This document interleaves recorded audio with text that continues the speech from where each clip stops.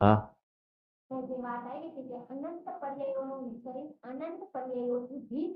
હા, એટલે કે પર્યાય માત્રથી જે ભિન્ન આત્મા છે, પર્યાય માત્રથી એટલે અનંત પર્યાય માત્રથી ભિન્ન જે ભગવાન આત્મા છે, ભિન્ન જ છે, અનાદિ અનંત ભિન્ન છે.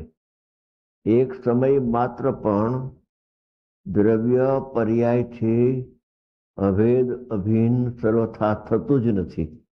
પર્યાય દ્રવ્યને ખરેખર અડતી પણ નથી, સ્પર્શતી નથી. એટલી જુદાઈ દ્રવ્યને પર્યાય વચ્ચે દ્રષ્ટિ અપેક્ષાએ રહી છે. એટલે રહિતનું એક પર્યાયથી રહિત એટલે અનંત પર્યાયથી રહિત, અને અનંત પર્યાયનો વિષય પણ પર્યાયથી રહિત, અનંત પર્યાયથી રહિત એવો ધ્રુવ પરમાત્મા છે.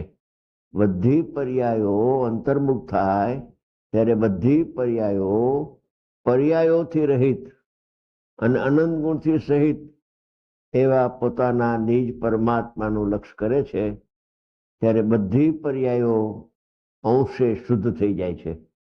શુદ્ધ થવાનો એનો સકાળ છે, એનો આશ્રય કરે છે માટે શુદ્ધ થાય છે એમ પણ નથી, એ પણ વિવક્ષાનું કથન છે.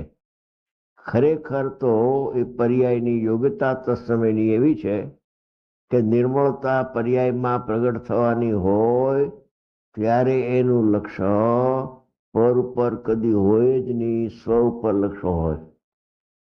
સ્વ ઉપર લક્ષ્ય હોય એટલે સ્વ આશ્રિત નિર્મળ પર્યાય થઈ એવો ઉપચાર કરવામાં આવે છે. ખરેખર એ પણ ઉપચાર છે.